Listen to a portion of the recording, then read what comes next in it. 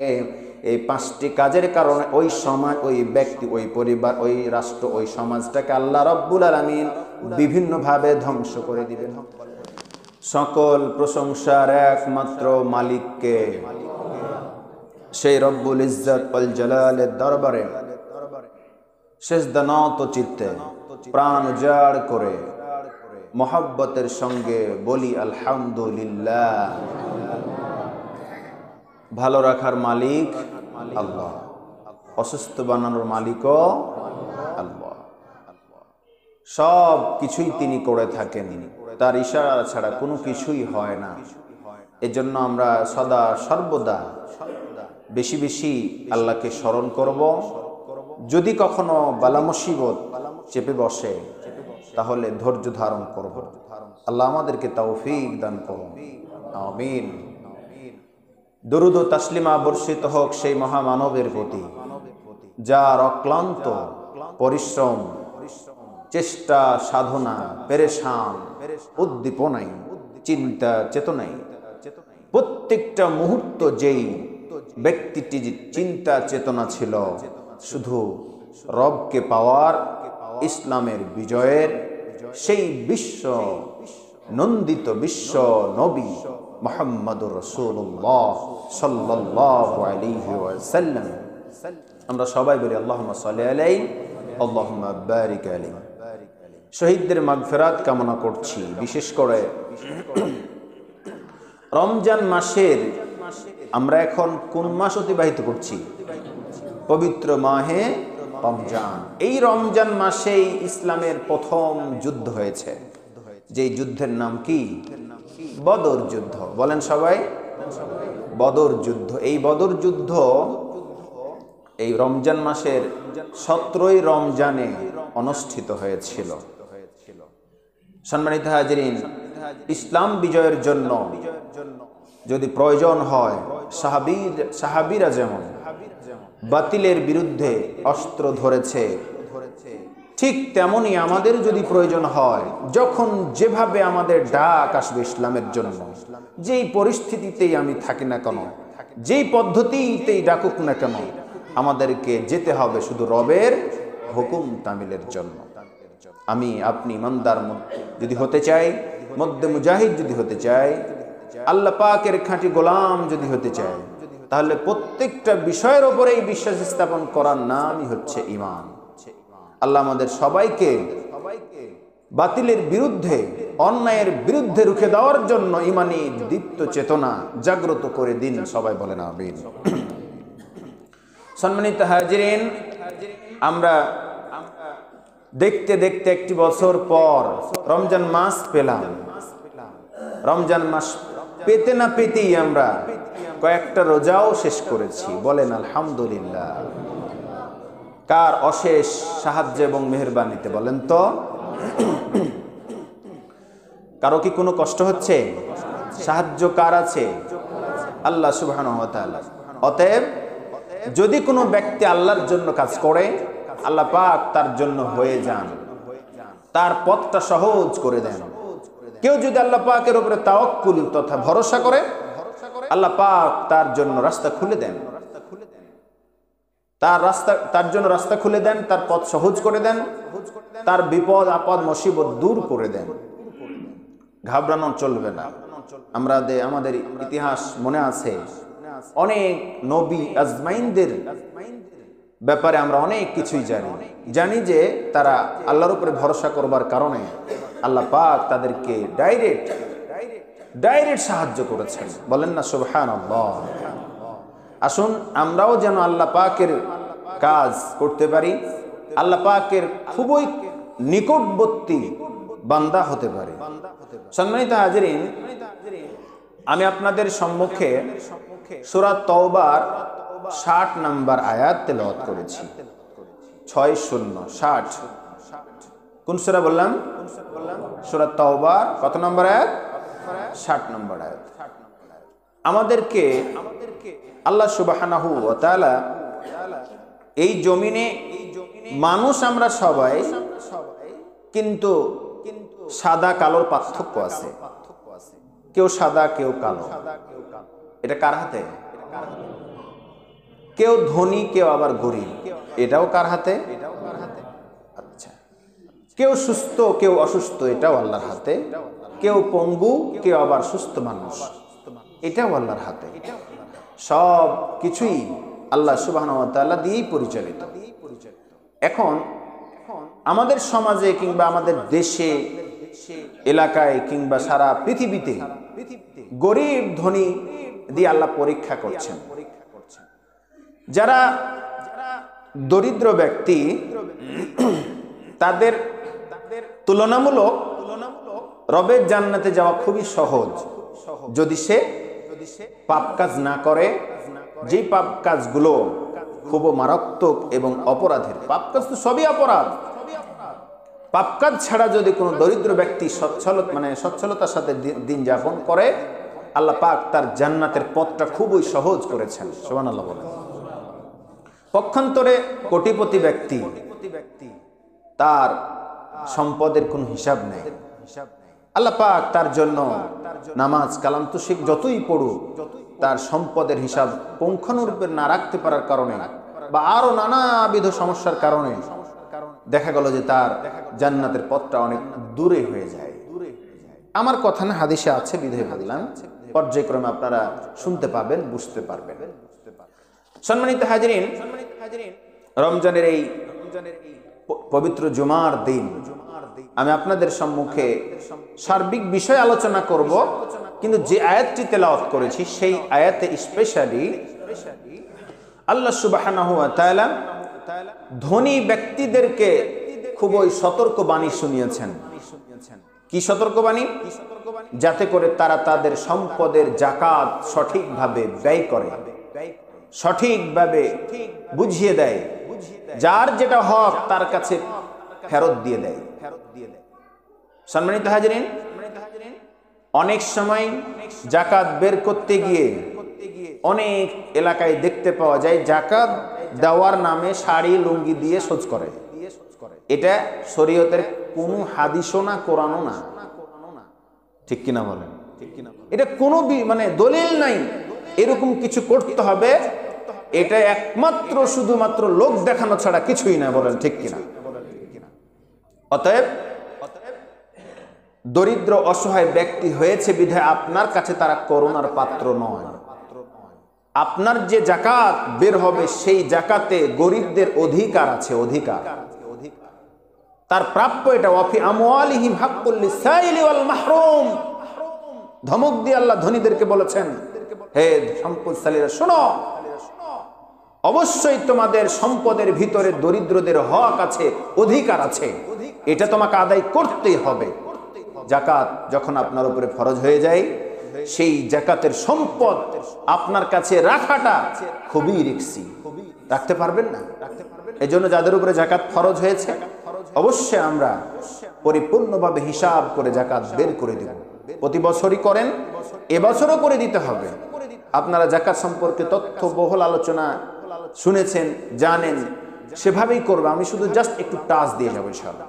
এখন প্রশ্ন আসতে পারে, বিষয়গুলো জানা, তবুও রমজান আসলেই কেন যেন এগুলো প্রয়োজন আরো বেশি হয়। একটা জিনিস আপনাদেরকে বলি, একটাই যদি আল্লাহ পাক নির্দেশ দেন, ধরুন কোন একটা আল্লাহ পাক ওহী নাজিলের মাধ্যমে একটা গুরুত্বপূর্ণ একটা বিষয় আমাদেরকে নির্দেশনা দিয়েছেন, সেটা একবার দিলেই তো আমাদের জন্য ফরজ, ঠিক কিনা বলেন? কিন্তু অধিকবার দেওয়ার কারণটা কি বলেন তো? গুরুত্বের জন্য, ঠিক কিনা বলেন? গুরুত্ব বেশির জন্য সেটা দেওয়া হয়।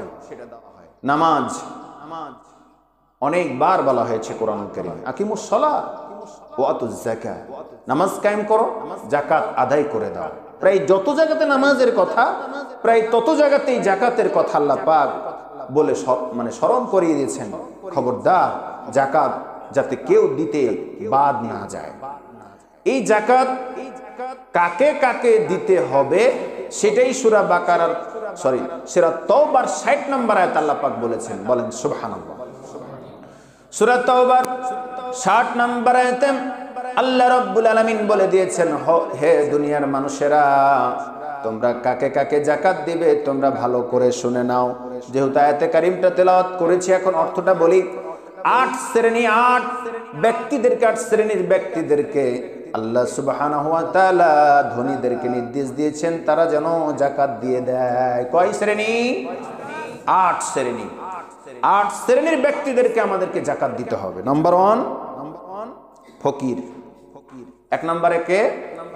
ফকির যারা, তাদেরকে যাকাত দিতে হবে। 2 নম্বর মিসকিন। 3 নম্বর আদায়কারী কর্মচারী। এটা যদিও ইসলামী রাষ্ট্র কায়েম হলে যারা আদায় করবে তাদেরকে একটা অংশ দেওয়া যায়। তারপরে 4 নম্বর যাদের দিলে মন জয় করা যায়, সেটা হতে পারে মুসলিম, এরকম কিছু বিষয় হতে পারে। যাদেরকে দিলে তার মন জয় করা যায়, ইসলামের প্রতি আকৃষ্ট আরো বেশি হবে, আরো বেশি ইবাদত বন্দেগী তো করবেই, পাশাপাশি যাদের দিলে মন জয় করা যায়, এখানে স্পেশালি মুসলিম কথা বলা হয়েছে। তারপরে 5 নাম্বার কোন গোলাম বা দাসী এরকম কোন ব্যক্তি যদি হয় তাকে দেওয়া যাবে। 6 নম্বরে ঋণগ্রস্ত ব্যক্তি। এই ঋণগ্রস্ত সেই ঋণগ্রস্ত নয় যে 10 কোটি টাকা ব্যাংক থেকে লোন নিয়ে বিভিন্ন ধরনের ব্যবসা করবে, একে কি ঋণ বলা যায়? সেটা তো ব্যবসা বাণিজ্য ইত্যাদি ইত্যাদি তার লাগবের জন্য দিয়েছে। প্রকৃত ঋণগ্রস্ত ব্যক্তি যার খেতেই পায় না ভালোভাবে, দরিদ্রতার কারণে ঋণগ্রস্ত হয়ে পড়েছে, আরো নানাবিধ আপনারা এগুলো বুঝছেন এবং বুঝেন। প্রকৃত ঋণগ্রস্ত ব্যক্তি যারা, তাদেরকে দেওয়া যেতে পারে ঋণ থেকে উদ্ধারের জন্য। কারণ ঋণ মারাত্মক একটা অপরাধ। ঋণ নিয়ে যদি কেউ কবরে যায়, তার মানে হিসাবটা খুব কঠিন হবে। নবীজি সাল্লাল্লাহু আলাইহি ওয়াসাল্লাম স্বয়ং ঋণগ্রস্ত ব্যক্তির জানাজাও পড়াতেন না। নাউজুবিল্লাহ বলবেন না? অথচ আমাদের মাঝে অনেকের বিভিন্ন দোকান পাশার, বিভিন্ন ব্যবসা বাণিজ্যের ক্ষেত্রে অথবা নিয়েছি দেওয়ার কোনো মানই নেই। 5 দিন বলে 5 বছর পার হয়ে যায়, কোনো কথা নাই। তার সাথে যোগাযোগ করতে গেলে সেই বলে যে ভাই এত বিরক্ত করে না, তো আমি দিতে চেয়েছি দিব, মানে ওই যেন ওর কাছে করুণার পাত্র হয়ে গেছে। শেষ পর্যন্ত যখন বলে যে দিবা না, বুঝতে পারছি আখেরাতে কিন্তু ছাড়বো না, তো ভাই 50,000 টাকা তো দিয়েছিলেন, আর 50,000 টাকা দিয়েন, আখেরাতেই নিয়ে। মানে এমন মন মানসিকতা হয়েছে, আখেরাত পরকালটাকে তার কাছে কিছুই মনে হচ্ছে না। ঠিক কিনা বলেন? চলেন এবার হাদিসটা একটু শোনাই, মানে সংক্ষেপে। নবীজি সাল্লাল্লাহু আলাইহি ওয়াসাল্লাম একটা জানাজায় দাঁড়িয়ে আছেন। নবী সাল্লাল্লাহু আলাইহি ওয়াসাল্লাম কিছু মৌলিক বিষয়গুলো বললেন, তার মধ্যে এটি একটি, এই লোকটির কি কোনো ঋণ ছিল? একজন হাত তুলে বললেন, হে রাসূলুল্লাহ, হ্যাঁ, এই লোকটির ঋণ নিয়েই মারা গেছে। নবীজি সাল্লাল্লাহু আলাইহি ওয়াসাল্লাম বললেন, এর ঋণ পরিশোধের দায়িত্ব যতক্ষণ কেউ না নিবে, আমি এই জানাজা পড়ব না। নবীজি সাল্লাল্লাহু আলাইহি ওয়াসাল্লাম যখন কারো কাছ থেকে কোনো রেসপন্স পেলেন না, নবীজি সাল্লাল্লাহু আলাইহি ওয়াসাল্লাম চলে যাচ্ছেন, জানাজা পড়াবে না। নাউজুবিল্লাহ বলেন না? চলেই যাচ্ছেন। এমন অবস্থায় তার পরিবার কিংবা আত্মীয় স্বজনের মধ্য থেকে একজন দাঁড়িয়ে বললেন, ইয়া রাসূলুল্লাহ, হাত তুলে বললেন, ইয়া রাসূলুল্লাহ সাল্লাল্লাহু আলাইহি ওয়াসাল্লাম, এই ব্যক্তির জানাজা আপনি পড়ান, আমি সময় নিলাম, খুব দ্রুত এই ঋণটা পরিশোধের দায়িত্ব আমি নিলাম। নবী সাল্লাল্লাহু আলাইহি ওয়াসাল্লাম জানাজা পড়ালেন। 24 ঘন্টা যেতে না যেতেই রাষ্ট্রের এত বড় দায়িত্বশীল একজন ব্যক্তি, প্রিয় নবী, বিশ্ব নবী মুহাম্মদ রাসূলুল্লাহ সাল্লাল্লাহু আলাইহি সাল্লাম 24 ঘন্টা পার হওয়ার পরে ওই লোকটির সঙ্গে দ্রুত দেখা করতে গেলেন, যিনি ঋণ পরিশোধের দায়িত্ব নিয়েছেন। লোকটিকে বললেন, হে আল্লাহর বান্দা, তুমি না গতকালকে বলেছিলে ঋণ পরিশোধের দায়িত্ব নিবে? কই 24টা ঘন্টা পার হয়ে গেল, একদিন চলে গেল, কি ব্যাপার, ঋণ কেন পরিশোধ করলে না? নবী সাল্লাল্লাহু আলাইহি ওয়াসাল্লামকে বললেন, ইয়া রাসূলুল্লাহ, বেয়াদবি মাফ করবেন, আমি কথা দিয়েছি, কথার বরখেলাপ করব না, আমি ঋণ পরিশোধ করবই করব, এতে কোনো সন্দেহ নাই। নবী সাল্লাল্লাহু আলাইহি ওয়াসাল্লাম ফেরত আসলেন। পরের দিন আবার চলে গেল, ব্যস্ততার কারণে কিংবা গুরুত্ব না দেওয়ার কারণে 2 দিন পার হয়ে গেল। নবী সাল্লাল্লাহু আলাইহি ওয়াসাল্লাম আবার তার সঙ্গে দেখা করতে গেলেন। সুবহানাল্লাহ বলেন। ঋণ এমন একটা মারাত্মক। 3 দিন পর যখন তিনি পুনরায় গেলেন, যাওয়ার পরে যিনি দায়িত্ব নিয়েছেন উনি বললেন, কি ব্যাপার, বারবার নবী সাল্লাল্লাহু আলাইহি ওয়াসাল্লাম শত ব্যস্ততার মাঝে আমার সঙ্গে দেখা করতে আসার কারণ নিশ্চয়ই কোনো না কোনো ব্যাড আছে, কোনো কারণ আছে। এই মনে করে দ্রুতই তিনি 3 দিনের ভিতরে ঋণটা পরিশোধ করে যখন নবী সাল্লাল্লাহু আলাইহি ওয়াসাল্লামের সঙ্গে দেখা করতে গেলেন, বললেন, ইয়া রাসূলুল্লাহ, হাবিবাল্লাহ, আমি ওই ব্যক্তির ঋণ পরিশোধ করে আমি আপনার সঙ্গে নিজেই দেখা করতে এসেছি। নবী সাল্লাল্লাহু আলাইহি ওয়াসাল্লাম বললেন, হে আল্লাহর বান্দা, তোমাকে দেখা করতে আসার কোনো প্রয়োজন নাই, অলরেডি আমি ইতিমধ্যেই বুঝে ফেলেছি। বলেন সুবহানাল্লাহ। নবী সাল্লাল্লাহু আলাইহি ওয়াসাল্লাম বললেন, হে আল্লাহর বান্দা, যতক্ষণ তার ঋণটা পরিশোধ হয় নাই ততক্ষণ তার আত্মাটা ঝুলন্ত অবস্থায় আল্লাহ পাক রেখে দিয়েছিলেন। এজন্য ঋণ মারাত্মক একটা বিষয়, ছোট হোক বড় হোক, কম হোক বেশি হোক, এটা আমাদের গুরুত্ব দিতে হবে। সম্মানিত হাজিরিন, 6 নম্বরে ঋণগ্রস্ত ব্যক্তিদেরকে জাকাতের খাত থেকে দেওয়া যেতে পারে। 7 নম্বর, আল্লাহ পাকের রাস্তায় কোনো ব্যক্তি কিংবা দল, কোনো জাতি, কোনো গোষ্ঠী, কোনো ব্যক্তি যদি, কোনো দল, কোনো ব্যক্তি গোষ্ঠী যদি আল্লাহর রাস্তায় সংগ্রাম করে, আল্লাহর জমিন, আল্লাহর দ্বীন প্রতিষ্ঠার কাজ করে, এমন ব্যক্তিদেরকে জাকাতের অংশ থেকে দেওয়া যাবে। বলেন না আলহামদুলিল্লাহ। সম্মানিত হাজিরিন, সর্বশেষ 8 নম্বরে জাকাতের খাত থেকে দেওয়া যাবে যারা মুসাফির। 8 নম্বরে কে? মুসাফির। এসেছিল একটা জরুরি কাজে, আটকে গেছেন, টাকা সম্পদ কিংবা অর্থের কারণে ফেরত যেতে পারছেন না, এমন অবস্থা যদি হয়ে যায়, এমন মুসাফিরকেও দেওয়া যেতে পারে। সম্মানিত হাজির, আল্লাহ পাক বলতেছেন, ফারিজাতাম মিনাল্লাহ আল্লাহু আলিমুন হাকিম। এই 8 শ্রেণী ব্যক্তিদেরকে যাকাত দেওয়াটা আমি আল্লাহ ফরজ করে দিয়েছি। চলে বলেন সুবহানাল্লাহ। আর আল্লাহ পাক হচ্ছেন মহাজ্ঞানী, প্রজ্ঞাময়। সম্মানিত হাজিরিন, আমি একটা হাদিস তেলাওয়াত করেছি, হাদিসটি সহিহ। নবীজি সাল্লাল্লাহু আলাইহি ওয়াসাল্লাম বলেছেন, 3 ব্যক্তি জাহান্নামে প্রবেশ করবে। নাম্বার 1, স্বেচ্ছাচারী শাসক, যে নিজের ইচ্ছায় দেশ চালায়, সমাজ চালায়, রাষ্ট্র চালায়, ইসলামকে তাওয়াক্কুল করে না, তারপরে কোরআন মানে না, হাদিস মানে না, নিজের মন গড়া মতবাদ এবং মতাদর্শ দিয়ে নিজের মন মতো দেশ সমাজ চালায়, রাষ্ট্র চালায়, এমন শাসক যদি হয়, স্বেচ্ছাচারী শাসক যদি হয়, ওই ব্যক্তি জাহান্নামে প্রবেশ করবে। জোরে কন্যা আউযুবিল্লাহ। 2 নম্বরে, কোন সম্পদশালী ব্যক্তি যদি যাকাত না দেয়, ওই ব্যক্তি জাহান্নামে প্রবেশ করবে। আবারও বলেন নাউযুবিল্লাহ। 3 নম্বর ব্যক্তি হচ্ছেন পাপাচারে লিপ্ত, এমন দরিদ্র ব্যক্তি জাহান্নামে নিক্ষেপ হবে। আবারও বলেন নাউযুবিল্লাহ। পাপাচারে লিপ্ত দরিদ্র ব্যক্তি, সে ব্যক্তি যদি দরিদ্র হয়, পাপ কাজ না করে, আল্লাহ তাকে জান্নাত দিবেন বা মাফ করবেন, আলাদা তার জন্য পুরস্কার আছে। কিন্তু পাপ কাজ করে এমন দরিদ্র ব্যক্তিও জাহান্নামে প্রবেশ করবে। এজন্য আমরা সবাই প্রায় দরিদ্র, কিন্তু এজন্য পাপ কাজ না করলে আল্লাহ আমাদেরকে জান্নাতে দিবেন। বলেন আলহামদুলিল্লাহ। সম্মানিত হাজিরিন, আল্লাহ রাব্বুল আলামিন বলেন, ওয়াইলুল লিল মুশরিকিনাল্লাযীনা লা ইউতুনাজ যাকাতা ওয়া হুম বিল আখিরাতি হুম কাফিরুন। আল্লাহু আকবার।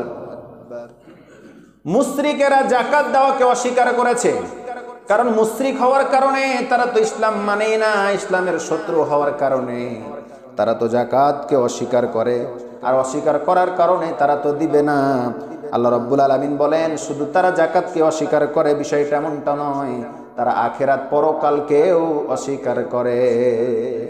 সুতরাং হে মুসলমানেরা, ইমানদার মুত্তাকিরা, তোমরা যদি যাকাত না দাও তাহলে মুশরিকদের কেমন যেন সমতুল্য হয়ে যায়, ঠিক কিনা বলেন?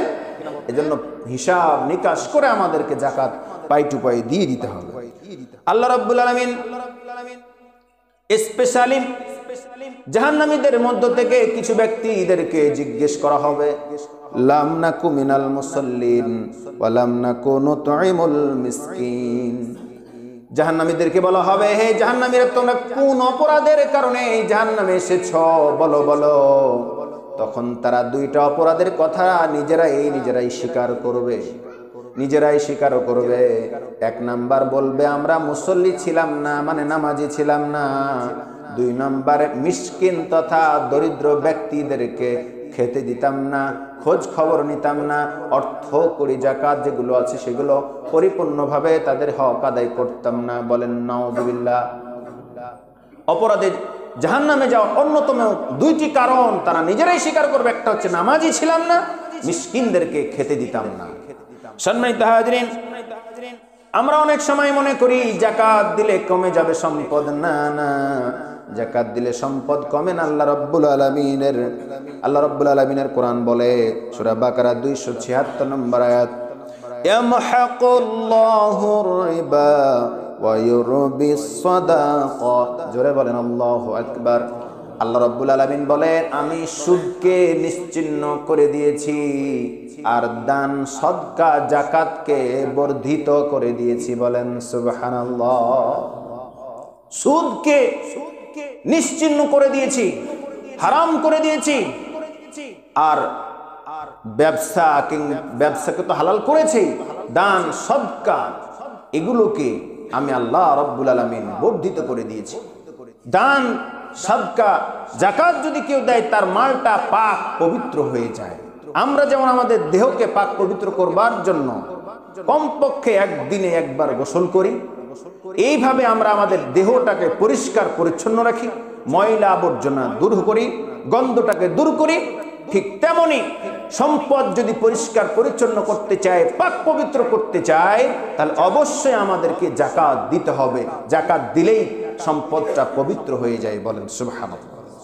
সম্মানিত হাজরিন, আমরা জানি ইসলামের 5টি খুঁটি, ঠিক কিনা বলেন? তার মধ্যে অন্যতম একটাই হচ্ছে জাকাত।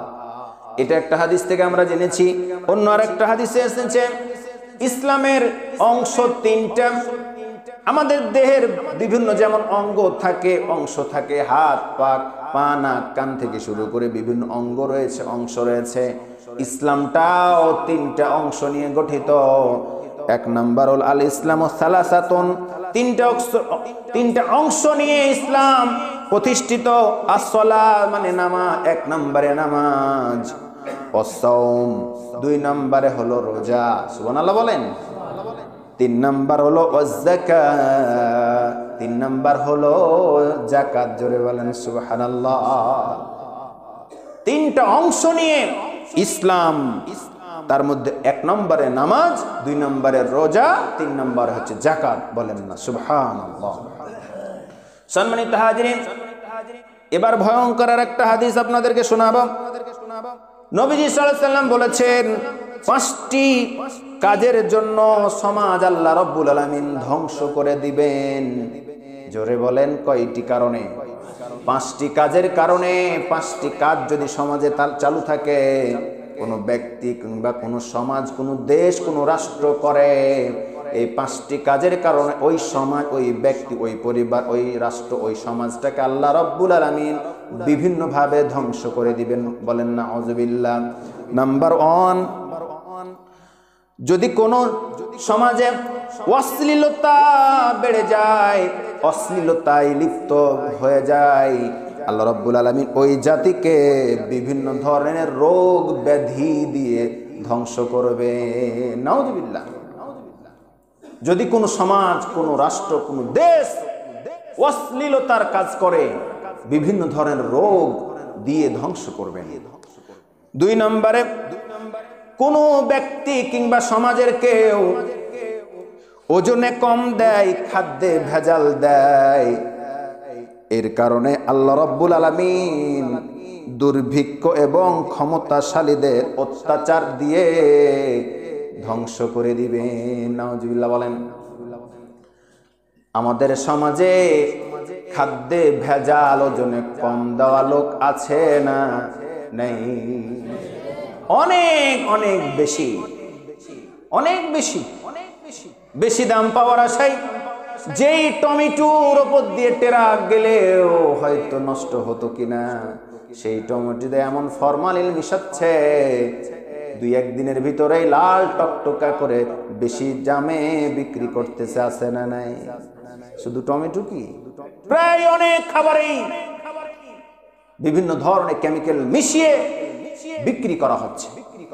ব্যবসায়ী ভাইয়েরা বা যারা এগুলো চাষাবাদ করেন বা এগুলোর সাথে যারা সংশ্লিষ্ট, বিশ্বাস করেন এগুলো করা যাবে না, এটা হারাম, এটা প্রতারণা। প্রতারণা কখনোই ইমানদার হতে পারে না। সম্মানিত হাজরিন, 3 নম্বরে যাকাত না দেওয়া ব্যক্তি, যদি কোনো ব্যক্তি যাকাত না দেয়, আল্লাহ রাব্বুল আলামিন কোনো ব্যক্তি কিংবা কোনো সমাজের মানুষ যাকাত না দেয়, ওই সমাজকে আল্লাহ রাব্বুল আলামিন অনাবৃষ্টি মানে বৃষ্টি না দিয়ে ধ্বংস করে দিবেন। বলেন নাউযুবিল্লাহ। বৃষ্টি দিবেন না, বৃষ্টি নামক রহমত অনেকটাই কমিয়ে দিয়ে আমাদেরকে কষ্ট দিবেন। 4 নম্বরে আল্লাহ এবং তার রাসূলের সঙ্গে কোনো বিষয়ে যদি চুক্তি হয়, ওয়াদা হয়, সেই ওয়াদা যদি কেউ ভেঙে দেয়, ওই ব্যক্তি ওই সমাজটাকে আল্লাহ রাব্বুল আলামিন বিজাতীয় শত্রুকে ক্ষমতায় বসিয়ে কষ্ট দিবেন। বিজাতীয় শক্তিকে ক্ষমতায় বসিয়ে কষ্ট দিবেন। সম্মানিত হাজরিন, সর্বশেষ 5 নম্বরে, যদি কোনো ব্যক্তি কিংবা সমাজ, কোনো রাষ্ট্র আল্লাহর আইন বাদ দিয়া অন্য কোনো শাসন বা অন্য কোনো পন্থায় শাসন পরিচালনা করে, ওই দেশ ওই সমাজকে আল্লাহ রাব্বুল আলামিন শত্রু এবং মতবিরোধ সৃষ্টিকারী বানিয়ে কষ্ট দিবেন। নাউজুবিল্লাহ বলেন।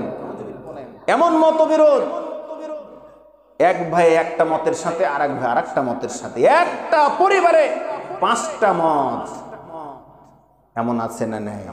কথা বলেন, আছে না নাই?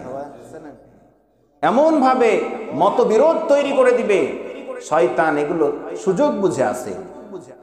যদি আল্লাহর আইন বাদ দিয়ে অন্য কোন আইন দিয়ে সমাজ এবং রাষ্ট্র চালাই, এভাবে করে শত্রুতা বৃদ্ধি করে দিবেন, পরস্পরের মধ্যে শত্রুতা বৃদ্ধি করে দিবেন, আর মতবিরোধপূর্ণ ব্যক্তি একের পর এক তৈরি হতে থাকবে।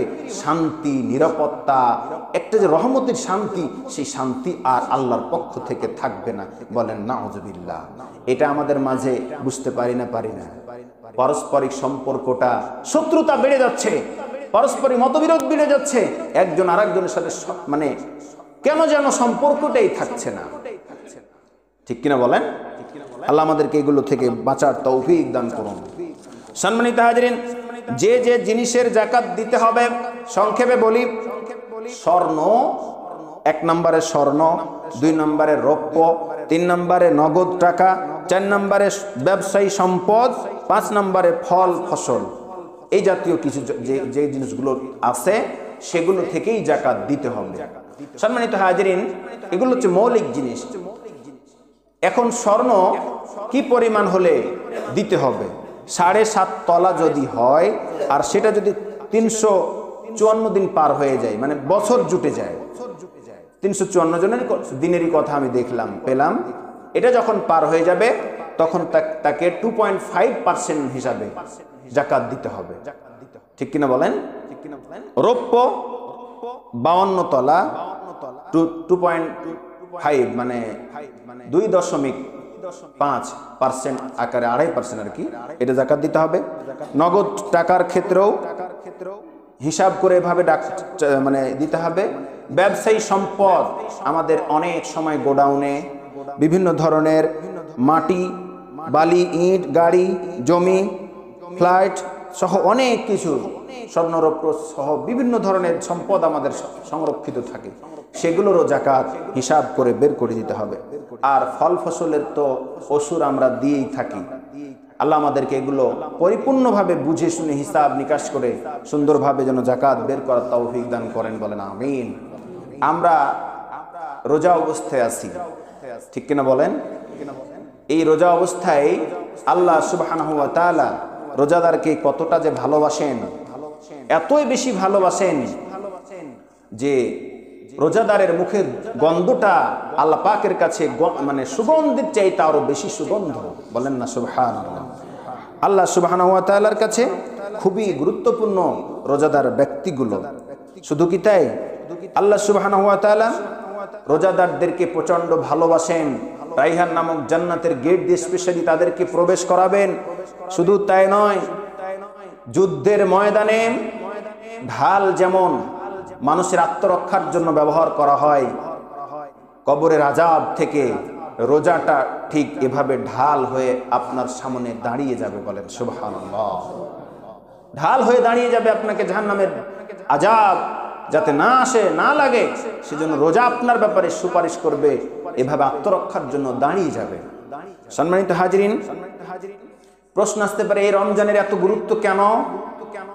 বিয়ে বাড়িতে বিয়ের এত আয়োজন, হাজার হাজার মানুষ দাওয়াত খেতে আসে, গরু জবাই হয়, কার জন্য? বর এবং কনের জন্য, মাত্র দুইজনের জন্য, ঠিক কিনা বলেন? সম্মানিত হাজিরিন, মাত্র দুইজনের জন্য হাজার হাজার মানুষ দাওয়াত খেতে আসে। বিয়ের এই দুইজন ব্যক্তির যে কোনো একজন ব্যক্তি যদি না থাকে, পালিয়ে যায় কিংবা সরে যায়, ওই বিয়ে যেমন ভিত্তিহীন, ঠিক তেমনি আল্লাহ রাব্বুল আলামিন এই মাসটাকে তথা রমজান মাসকে এত গুরুত্ব, এত বরকতপূর্ণ, এত কল্যাণময় কেন করলেন? অন্যান্য 11 মাসের তুলনায় কেন বৃদ্ধি করলেন? আল্লাহ রাব্বুল আলামিনকে যদি প্রশ্ন করেন, আল্লাহ পাক জবাব দিচ্ছেন, শাহরু রমাযানাল্লাযী উনজিলা ফীহিল কুরআন। আল্লাহু আকবার। আল্লাহ পাক জবাব দিচ্ছেন, হে দুনিয়ার মানুষেরা শোনো, শাহরু রমাযান, এই রমজান মাসে আমি কোরআন নাজিল করেছি। কোরআন নাজিল করার কারণে এই মাসটার গুরুত্ব আল্লাহ পাক বৃদ্ধি করে দিয়েছেন। বলেন সুবহানাল্লাহ। সেই কোরআনের সাথে আমাদের সম্পর্ক কম না বেশি? খুবই কম, খুবই কম। যাদের আছে দু একটা আছে, কিন্তু আমাদের রিলেশন, সম্পর্কটা খুবই কম কোরআনের সাথে। রমজান মাস পড়ে গেছে, অথচ আমাদের কোরআন এখনো অনেকেই আছে যে একবার ছুঁয়ে দেখতেও জিটা লালাইলো না, মানে গ্রামের ভাষা বলতেছি, জিটা লালাইলো না। একটা বার আমার ইচ্ছাই জাগ্রত হলো না যে একটা বার কোরআনটাকে অন্তত পড়তে জানি না, একটু ছুঁয়ে তো দেখি, একটু চুমু খেয়ে দেখি না, তার একটা ঘ্রাণ নিয়ে দেখি না, সেটাও আমাদের জাগ্রত হলো না। হায় রে কপাল পোড়া মুসলমান, কত বড় নিজেকে দাবি করি ইমাম।